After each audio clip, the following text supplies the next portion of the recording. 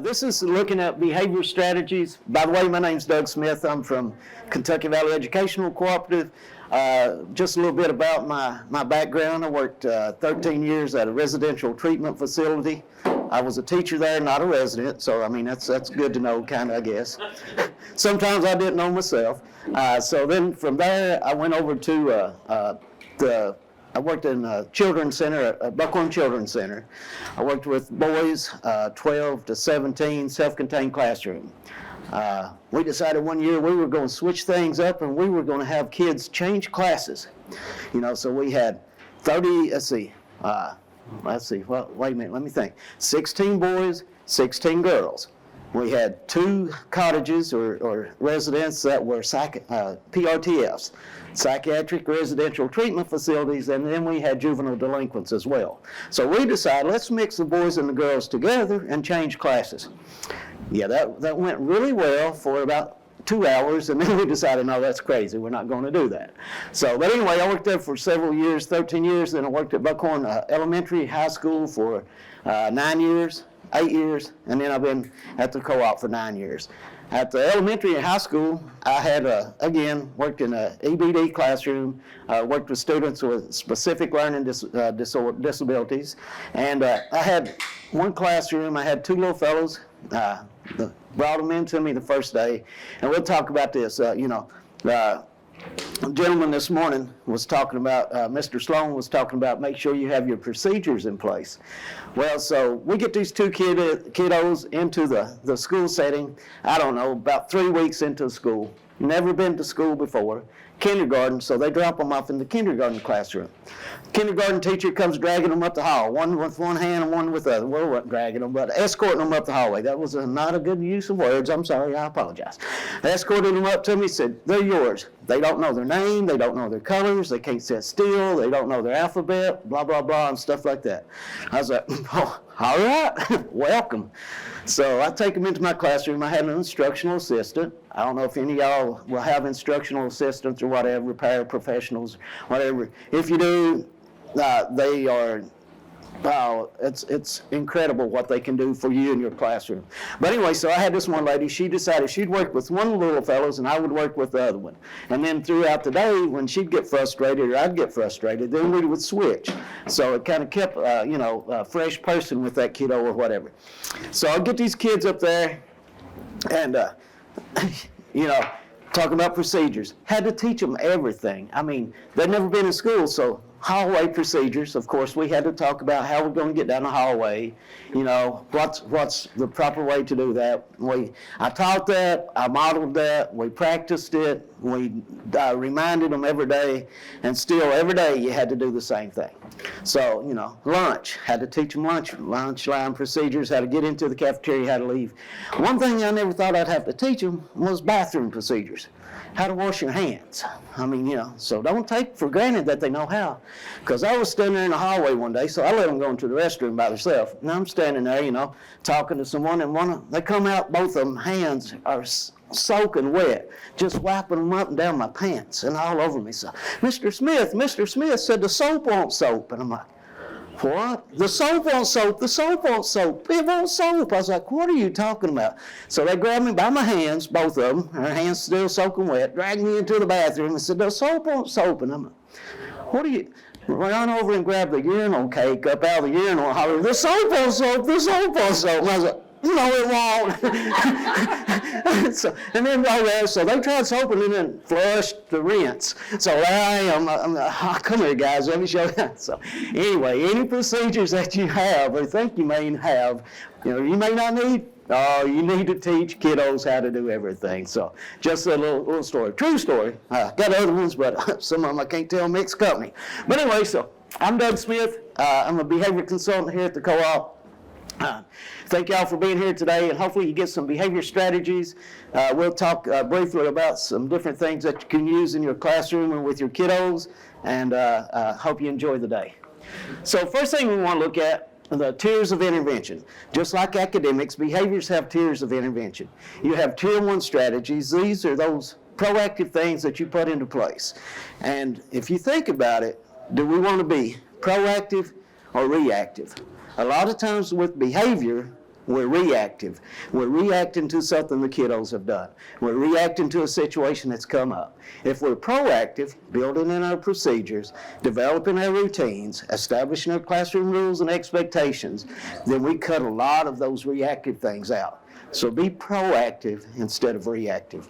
So we look at Tier 1 as core universal instructions and supports. These are things that go for everybody in the classroom. Yeah. And some examples are, teacher expectations. Don't just post your rules on the wall and say, yeah, we know our rules, we know the expectations.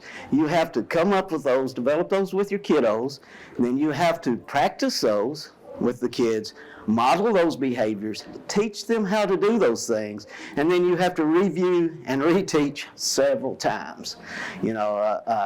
Lunchroom. I was working with kindergarten. I got to do lunch duty. Shoot, we was K through 12, so I was in the lunchroom from 10:30 to 1 o'clock.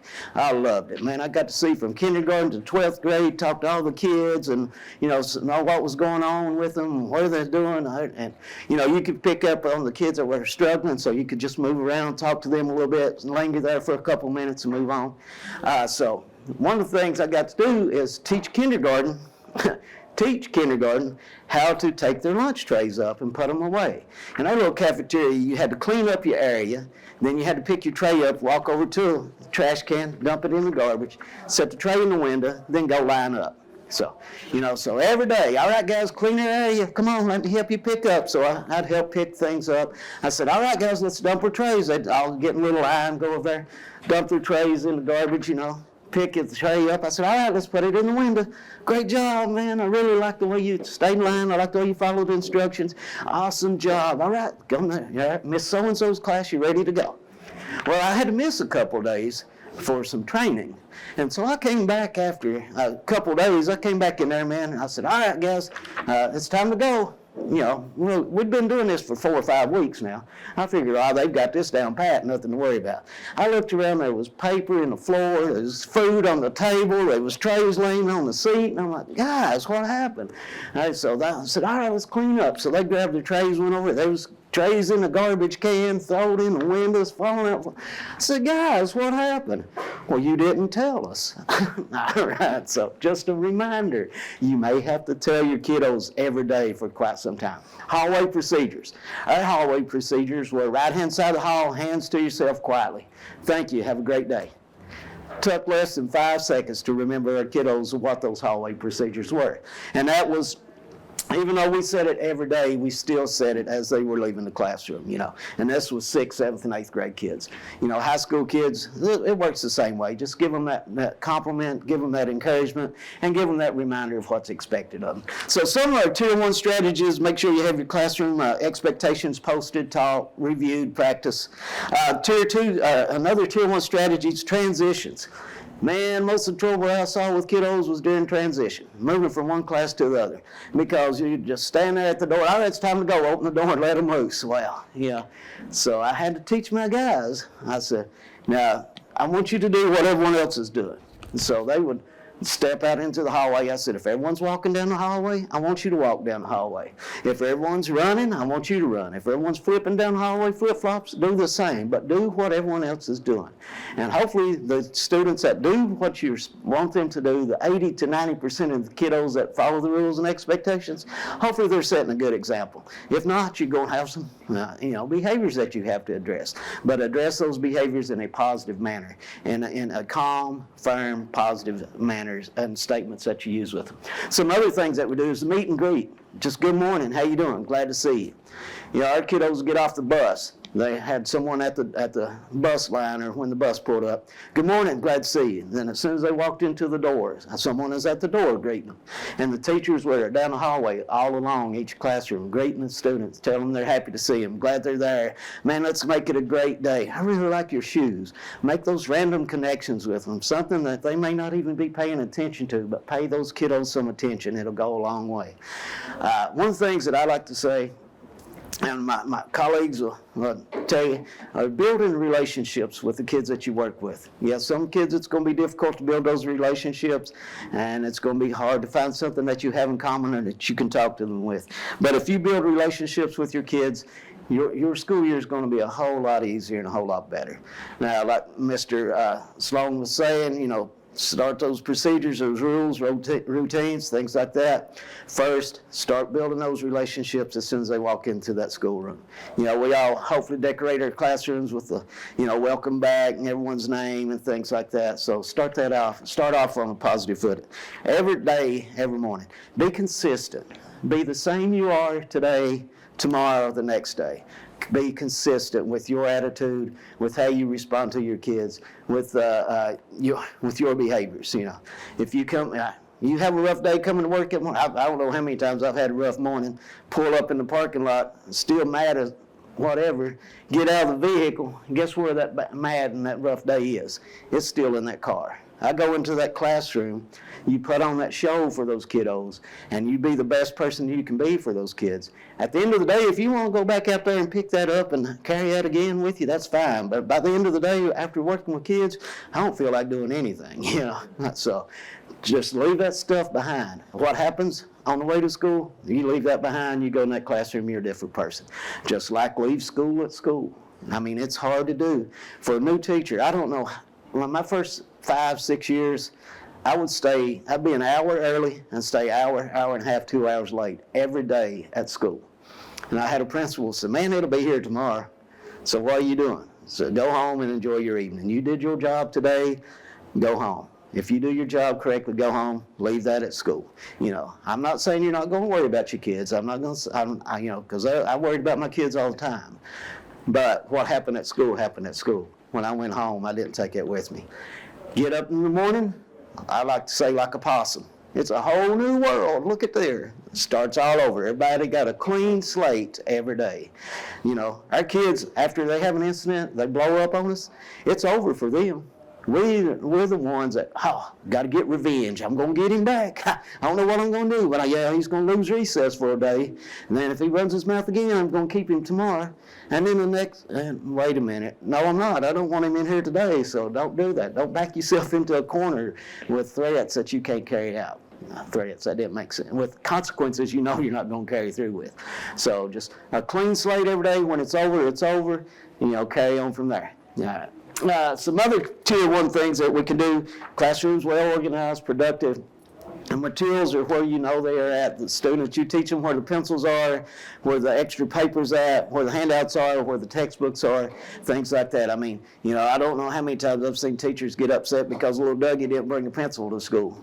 Well, little Dougie was lucky to get up this morning and have a bowl of cereal and get a little brother ready to come to school with him. And you're griping at him over a pencil. I think there's a poem out there, something like that, So have extras. Make friends with your custodians, because at the end of the day, when they're sweeping the classrooms out, guess what? They'll bring you a box of pencils and stack them in your classroom. Make friends with those folks. Be willing to help them, because they will definitely help you. And the cooks, I've always made sure that I was friends with the cooks and the secretaries. The secretaries can get you stuff when you need it.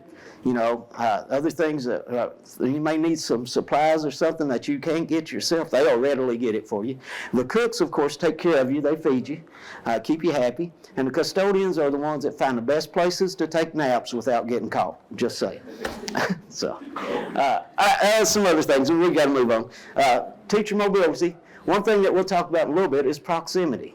Move about. I'm bad for standing in one spot because I get nervous. I'm sorry, I get nervous, and when I get nervous, I talk fast and stumble and stutter. But move around your classroom. When you use proximity, you can kind of make sure the kiddos are on task, doing what they're supposed to be doing, but you can kind of understand what's going on in your classroom. Who's getting along with who's having trouble with who. Miss Dion may like to talk a little bit during group work, so I may come over here and just see how the group is doing. How's the task going? Y'all okay? Everything good? All right, great job. Thank you for working so diligently today. I really appreciate it. Use proximity. When you use proximity, though, use it throughout the day. Don't just pick the time when this little fellow is picking on people who are acting up and move over there, because what's going to happen? He gets what? He gets my attention. And he gets the attention of everybody in the classroom, because they want to see what's going to happen. What's going to happen now? And so right in the middle of your lesson, You stop, everybody's attention is focused on us. I forget where I'm at or what I'm doing, and I'm providing him with that attention that he was looking for by that inappropriate behavior. So use proximity throughout the day. Once again, I have become the star. Yes, sir. Yes, sir. I'll have to find someone else to star then. Also, another thing is using students' names. You know, a lot of times I've heard, you know, and I've done it before, students are misbehaving in the classroom, whatever, acting up. You stop right in the middle of the lesson and call them by name in hopes that they'll look at you and stop what they're doing. Well, yeah, they look at you, and so do, if you have 24 other kids in that classroom, what do those 24 other kids do? They look at you and that student. So that student is getting attention. The majority of the difficulties that you'll have in your classroom is students wanting attention. And they're going to get attention either positive or negative. It's up to you on how you provide them with that attention. Motivation, I hope you have a type of reward system in your classroom. I'm not saying you got to give everybody a prize, but you know, have something that students can work for. When I was at the facility, we worked for, we had a movie on Fridays. Last hour of the day, we'd have popcorn and we'd watch a movie. We had a point card, which I gave you an example of. You can use if you want to or whatever. This point card, and if the kiddos, they had to earn, let's see, what was it? They could get 12 points for school. So at the end of Friday, they had to have, what is 5 times 12, 60? They had to have 60 points. Well, we said 50 to 60 because, you know, kids just like yourself aren't going to be perfect every day, you know, so they're going to goof up sometimes. So we give them 60, they had to have 50 to 60 points to get to watch a movie and have popcorn. And these were high school kids, like I said, and you wouldn't believe what they would do for a bag of popcorn, you know, because that's just something that they didn't get. They didn't know what it was, you know, so just things like that. Positive greetings, we talked about that a little bit. Communication, be able to communicate with your kids. Here's a very important one. It's called the 5-to-1 ratio. Have you heard of the 5-to-1? 5 positive comments or interactions for every 1 negative that you have. You got to have those things built up in the bank, because when I have to call on you or call you down or have to reprimand you for something, I don't want to ruin that relationship that we have. I don't want to take away all those positive things that I've seen in you. You know, so if you have a negative interaction with one of your students, make sure you have 5 positives to counteract that one, because the majority of your students will remember the positives. Yeah, and so who gives them the most positive attention in a lot of our kids' lives? Teachers, educators. They don't get it at home, you know, sad to say. So you have to provide that for them. What are some other maybe tier 1 strategies that you folks have used or can think about? Whole group strategy that would address behavior issues. I have only do like a jar of cotton balls or something, and if they got a compliment from anybody else in the room that on how well they behaved down the hallway or in the lunchroom, they get a cotton ball, and when they got it all full, and everybody got a party or whatever they did, you know, so. Cool. That's a type of token. Yeah, whole group contingency. Oh, thank you for mentioning that. We're going to talk about one of those here in just a moment. But yeah, so a token economy. Token economy is you give little fellows a star or a sticker or a little token or whatever, you know, for positive interactions, for following your expectations or your rules, or for completing homework, whatever it is, you set that criteria. And then when they don't follow those rules or expectations, you remove one from them. So it's a response cost type of thing. They get a positive when they're behaving appropriately. They get a consequence or a negative when they're behaving inappropriately. Now, talk about consequences, and we'll talk about that later, so we'll go on for right now. All right, so tier 2 strategies are more targeted. They're small group strategies that we use with just a few of our kiddos in our classroom and in our school. We've got some that we'll talk about briefly. These are, one of them is social skills instruction, small group social skills instructions. Some of our kids don't come to us with great social skills. They don't know how to enter conversations. They don't know how to ask for attention appropriately. They don't know, you know, how to sit quietly. So those are things that you have to work on and practice and teach these kiddos. And then our third group, our tier, are individualized behavior strategies, and the one that we talk about mostly is doing an FBA, a functional behavior analysis, and developing a behavior intervention plan. And an FBA is a fact gathering tool or document to help you gather information to determine why is little Dougie behaving the way he's behaving. What's he getting from it? What's he avoiding from it? What are some things that we can do to help it? So some tier 2 strategies. Well, these are still tier 1, but one of the strategies that Ms. Browner was talking about is the 3 jars, and hopefully, if we're lucky, this will play. If I can find it. The 3 jars.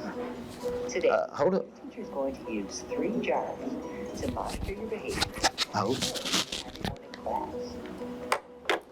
The first jar Hey, this worked yesterday, I promise. contains several slips of paper, each with a behavior written on it. For example, one slip could say, Let's start over and I'll hold the microphone down there.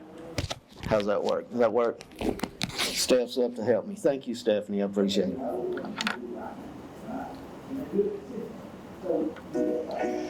the 3 jars. Today, your teacher is going to use 3 jars to monitor your behavior and reward everyone in class. The first jar is labeled behaviors and contains several slips of paper, each with a behavior written on it. For example, one slip could say homework 90%. That means if your homework is completed with over 90% accuracy, the entire class gets a reward.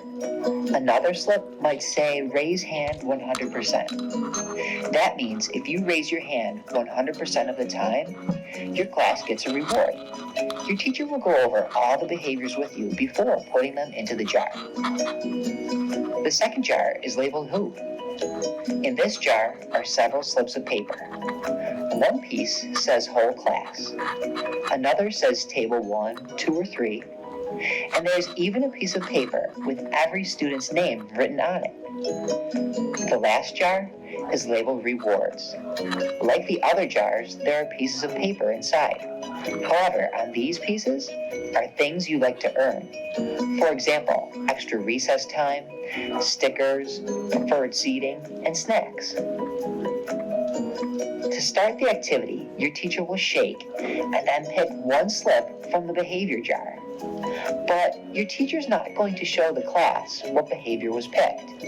Remember, you know all the possibilities, but you won't know what specific behavior was chosen. Next, your teacher will choose a slip from the who jar and not show anyone. Don't forget, your name is on a piece of paper in that jar along with everyone else in the class. Then, the lesson will continue as usual.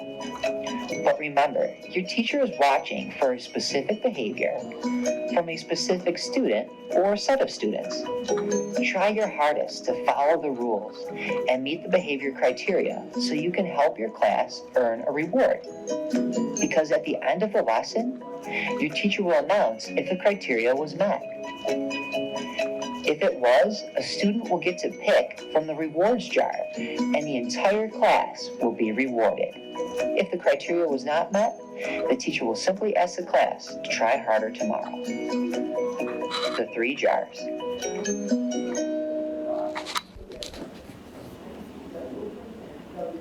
All right.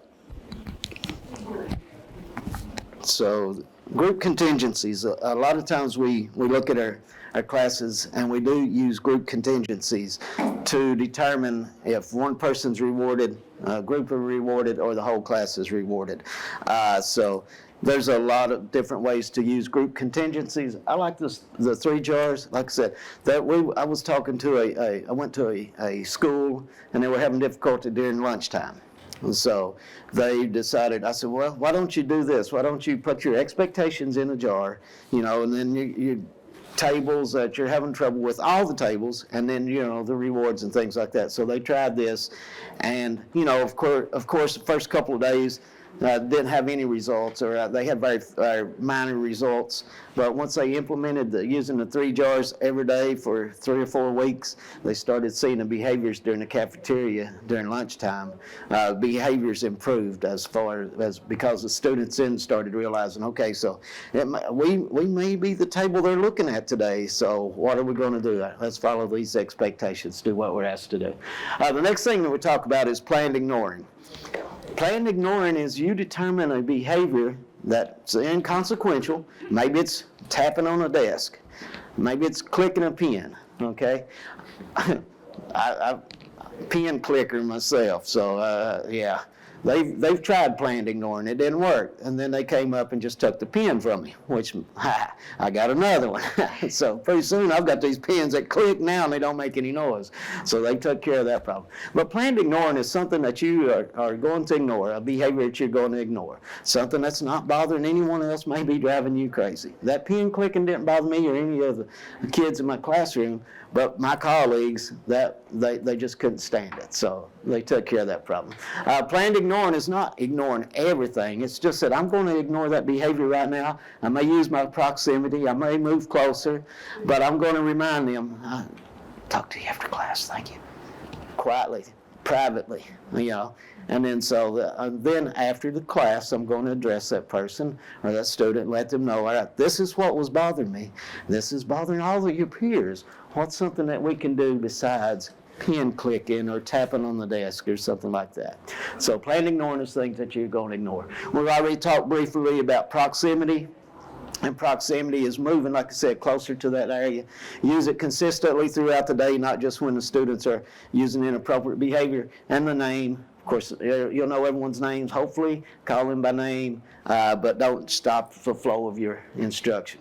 These 3 things with planned ignoring, proximity, and name, you shouldn't stop the flow of instruction at all. You should be able to use that, keep on going, keep on teaching, keep on working, and the kids will catch up and maybe catch on to what's going on without having to say anything. Now, the prompt method is a method, and these resources are in that shared folder that you all get. So the prompt process is, it uses proximity, it uses redirection, ongoing monitoring, prompting expected behavior, and then teaching interactions. So if we use proximity control, of course, you move closer to that student. Redirect that student. When we're talking about redirecting, I'm not going to say, you need to get your book open and get to work. Redirecting may be, would you take this next door to Miss Dion for me, please? Thank you, I really appreciate it. And then when the student comes back into class, thank you. All right, we're on page 13. Okay, so let them know where we're at. Ongoing monitoring means that even though I've had to redirect that student, even though I had to move closer to that student, I'm watching for them to start following the expectations that I've set. And once they start following those expectations, I'm going to thank you for following the expectation. Thank you for opening your book to page 12. I appreciate it. All right. Thank you for getting the first 2 problems done. Great job. I really like the way that you're working. So that ongoing progress or ongoing monitoring lets them know that, hey, yeah, they got on to me for not being on task, but now that I'm back on task, I was met with a positive. Again, putting those 5 positives to the 1 negative. Make sure you got that ratio. And the other thing is teaching that interaction. Sometimes the prompt method won't work. Sometimes proximity don't work. Sometimes redirection don't work. Ongoing monitoring doesn't work. Sometimes you have to tell them what you want them to do. Not in a question, would you please get your book open? No. You need to open your book to page 12. Thank you. So you tell them directly what you want them to do. A lot of times, and I was bad for it, I would phrase my directives as a question. So then when you phrase that as a question, you give the kiddos 2 choices, either to do it or not do it. And guess what? Most of the time they're going to do what? No, I'm not doing it. You can't make me do that. You're right, I can't. But I hope you make a good choice so we can have a great day. And we'll get our work done so you don't have homework, man. You know, so don't phrase it in question form. Phrase it as a statement, a direct statement. Now be firm, but be calm and, you know, be just matter-of-fact, business-like tone. Because if you change your tone, you know, try to get a little rough or gruff with them, whatever, then you're going to meet that resistance again. And now prompt, these things won't work with all behaviors. These things work with the minor, low-level behaviors that most of the times you see in your classroom, such as attention seeking, such as trying to get out of tasks, so things like that. So don't expect them to work for everything. Some tier 2 strategies that we're going to talk really briefly about are behavior contracts, and I'll give you an example of a behavior contract. So a behavior contract, so basically what a behavior contract is, it spells out detailed expectations of the student, teacher, and if you're lucky, the caregiver. It is a contract between what you're going to do, what the student's going to do, and what the parents are going to do to help you to intervene in a problem behavior. So one of the things that we want to look at, first off, you have to select specific behaviors that you're going to target. Now, there may be 15 behaviors that we want to change in our classroom with our kiddos. We're not going to address all 15. Address 1 or 2 of those behaviors at a time. Sometimes you may address the easiest thing to change. But then again, you may look at, wow, which one of these behaviors, if I address it now, is going to have the highest impact on the entire class. I always start for those easy wins myself. You get that behavior momentum. You ask them to do something that's highly probable they can do, but very unlikely that they want to do. And then you would address that problem behavior, and then change that behavior, then address something else. But if you have several problem behaviors in your classroom, don't choose all of them at one time to address, because you're not going to be able to do that. Make sure you pick 1 or 2 things that you can work on and change, hopefully. Next thing that you want to do is, for instance, a student frequently calling out during lecture time. They don't raise their hand, they don't wait for you to finish a question, or they just call out, blurt out constantly. So that's a behavior that is distracting to you, and plus it's distracting to all the other kiddos. Everyone's paying them attention. You've lost attention, you've lost, control of that classroom. And so now everyone else is paying attention to the student. So first, we want to address that. So we may write a behavior contract addressing that specific behavior. Next thing you want to do is you want to meet with that student, and you want to talk about what is that behavior that we're going to address, and you're going to look at defining that behavior in a way that is measurable, observable, and objective. Give that behavior definition, not just saying, you're talking too much in class. That is not a specific behavior definition. Or you're disrupting class.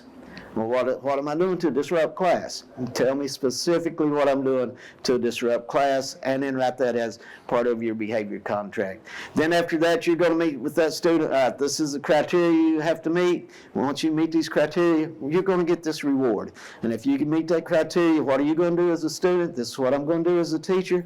And if the caregiver or parents are on your side, these are things that they're going to provide you with when you get home or after a good day. So the one that says positive behavior interventions, this the double sheet one. Let's look at it real quick as far as behavior contract. And like I said, there's an example of one on here. So first off, at your table, 5 minutes should be plenty enough time to do this little activity. If you will, y'all work together, please. At your table, read over this and then see what kind of behavior contract or ideals that you can come up with, and we'll share out here.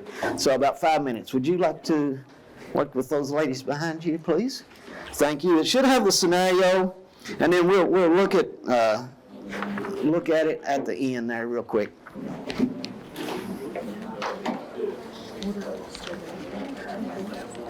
Oh, you didn't get one? I got left out. Did you get everything else? I reckon I did. Okay. All right, man. Sorry, man.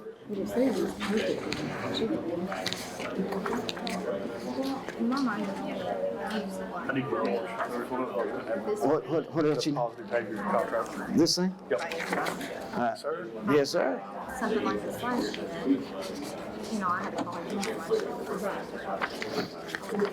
Last year, and I had to say no, and come up with strategies together and agree on that. And yet, I don't know, I feel like it would hit me on their check. I wouldn't use it every so long, what I mean? But like, if I have more than three, the same issue going on with you 3 times, or 3 times, but on that third time, then I called for that.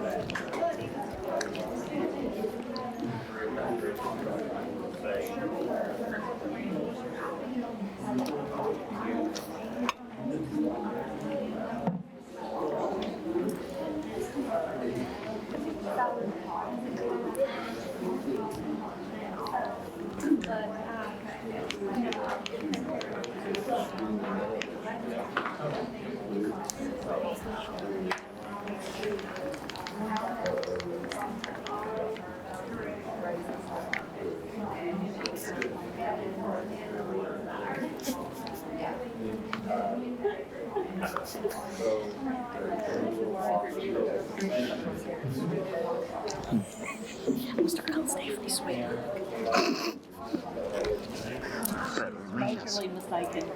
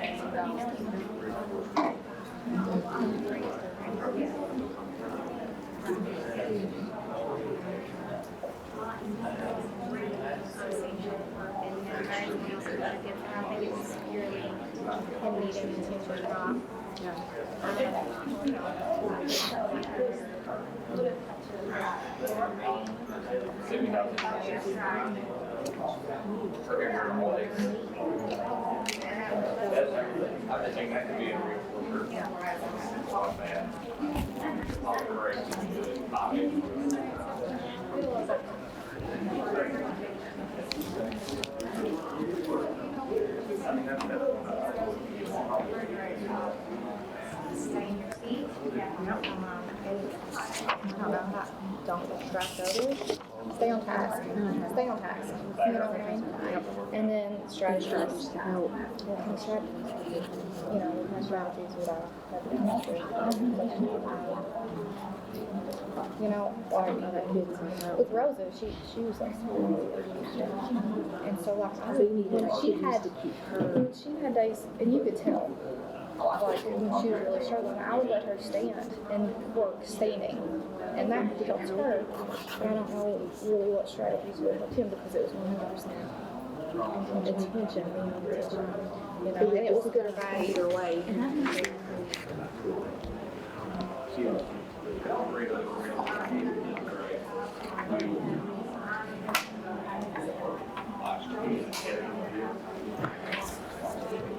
A couple more minutes.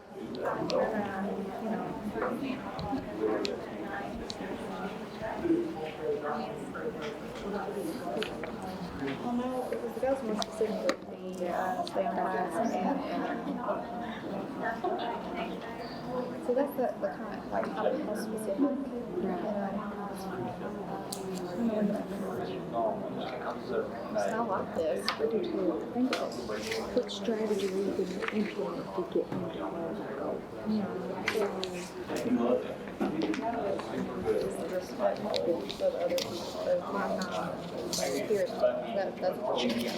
And then the strategy could be to stay seated, stay on task, and How do you implement the strategy?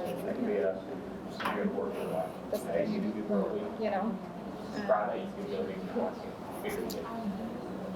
Wish you know, as long as you It kind of goes into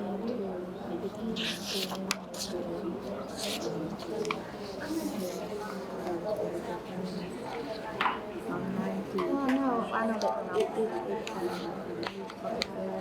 that it helps you come out.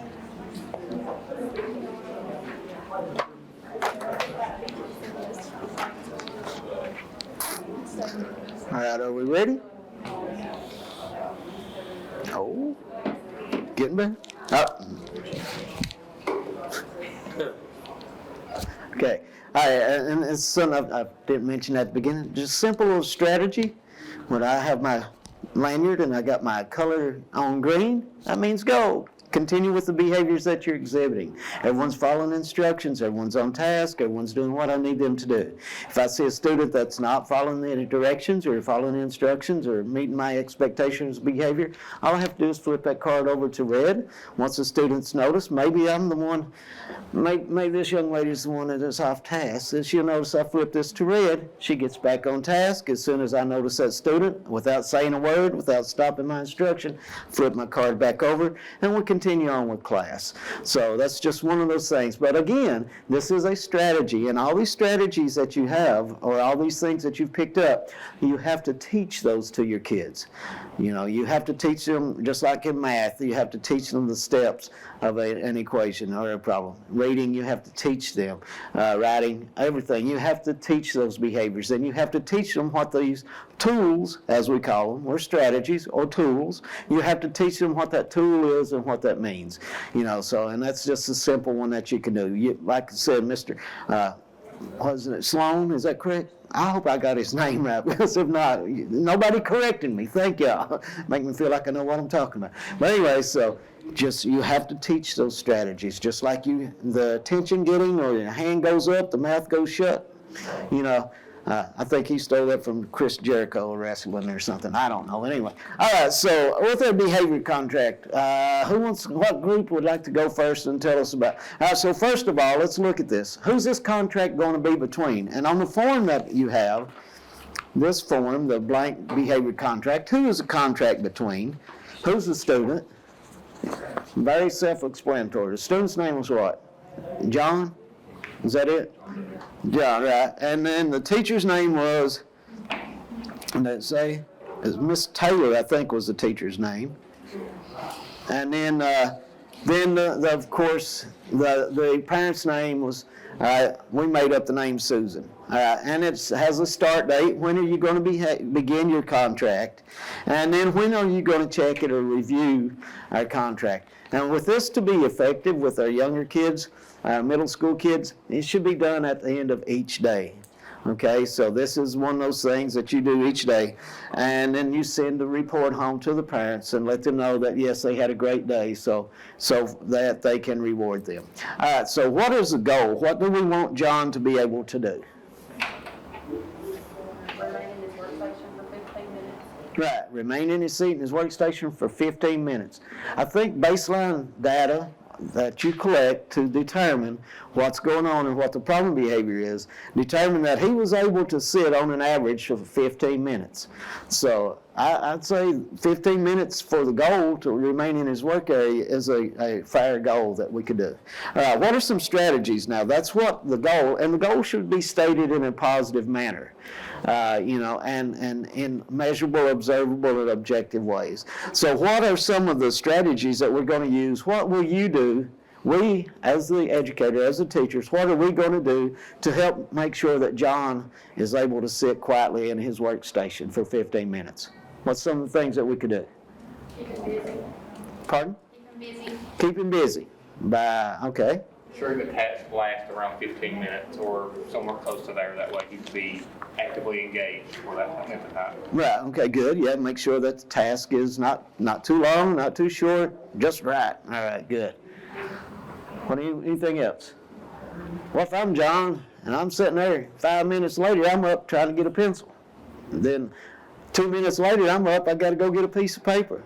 Another 5 minutes, I got to go over and get a handout. So what's happening? What could we do to make sure that I don't have to get up so often? Have everything you need at your desk. Yeah, at the workstation. Have all the materials that John will need at the workstation. Now, yeah, I may, I'm lucky to sit still for 15 minutes, man. 10 minutes is a stretch, so I may have to get up and move about every now and then. So think about that and let John be able to get up and stretch and then sit back down if you need to. What's some other things that we could do? What can we get the parents to do to help us?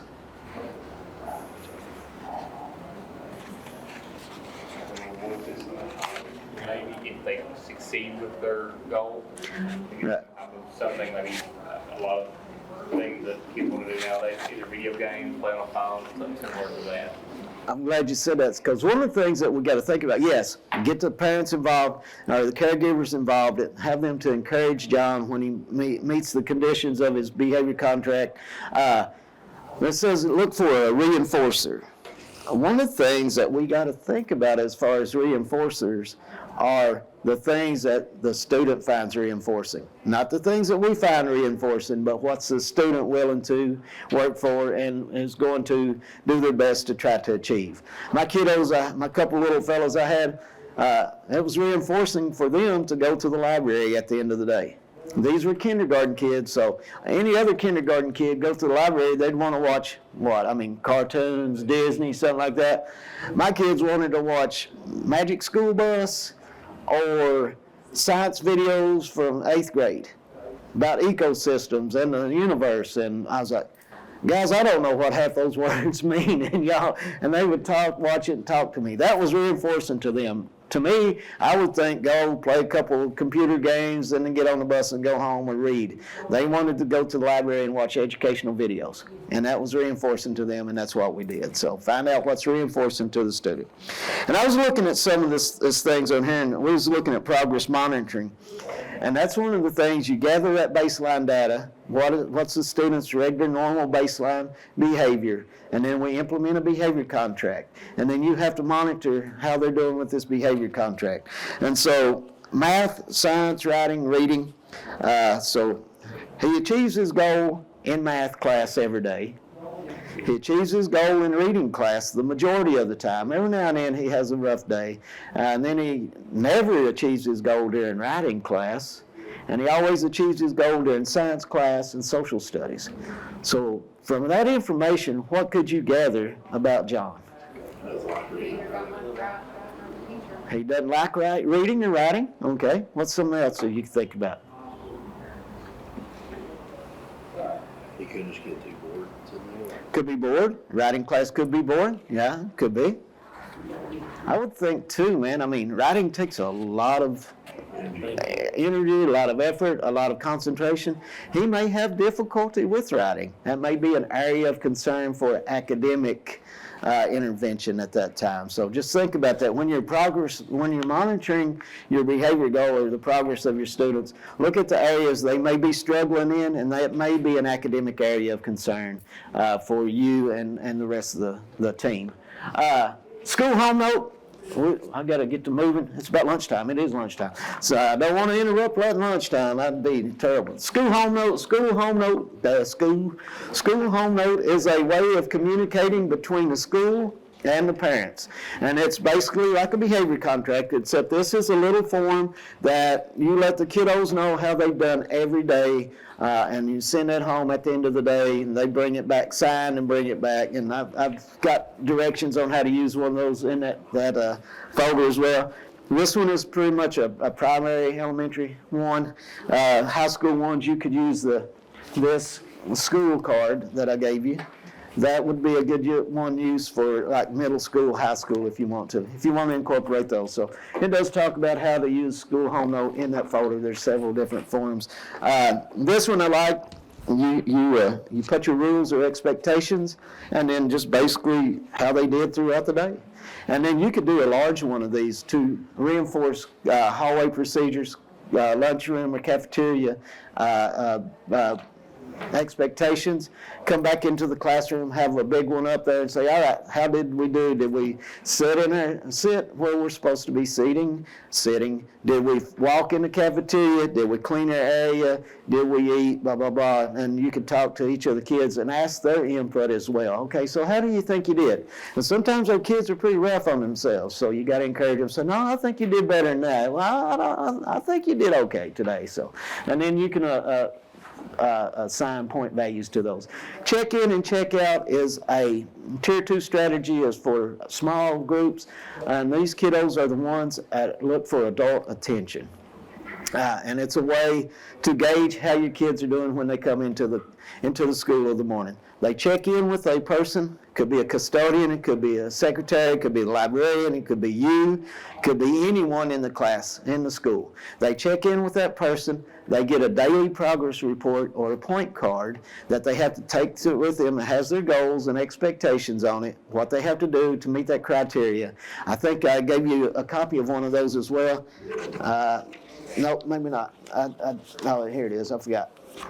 This is what the point card would look like, or daily progress report. You have each class period, then you have your expectations, and then what criteria they have to meet those expectations. 2 means they did wonderful. You didn't have to remind them, you didn't have to redirect them. They really great job that day. A 1 means, it's so little iffy. I had to give you 2 or 3 reminders, but you did all right. You got all your work completed. And a 0 means they didn't do anything. I mean, it was horrible. You had a rough day, they had a rough day, and so forth, so on. And so then at the end of they present that to their teacher.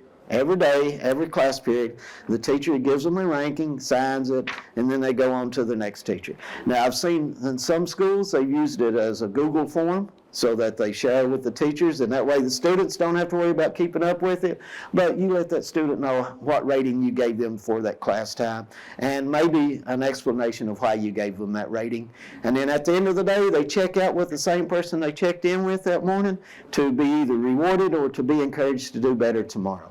So this is a really check in and check out is a really good intervention to use with kiddos that need that attention, and just kind of keep them on track. And another tier 1 thing that I hope you do every day is kind of do a mood meter. Check how your kiddos are when they come in that morning. You know, what mood are we in? How are we doing today? I've seen some folks have high fives, special handshakes with all the kids they work with, stuff like that. Make sure that, if you do a high five, fist bump, and things like that, touch, prompt, that those kids are all right and are okay with that, because if not, past traumatic experiences. I had a young man, I gave him a pat on the shoulder one day, and the next thing you know, I'm ducking a chair. So, because it reminded him of something that happened, but just be aware of those things. And then the FBA, like I said, is a fact-gathering, data collection process to determine what is the function of a behavior, what are they getting, what are they avoiding, and what are some things that we can do to put into place to help those students. Individual therapy and wraparound support, that's why I don't go into that. I'm just saying that those things are available to some of our kids that we work with. Any questions? Concerns? Just leave you with this little thing. Some of you may have seen this, I don't know. I like to read it. It says, I've come to a frightening conclusion. I am the decisive element in my classroom. It's my personal approach that creates the climate, my daily mood that makes the weather.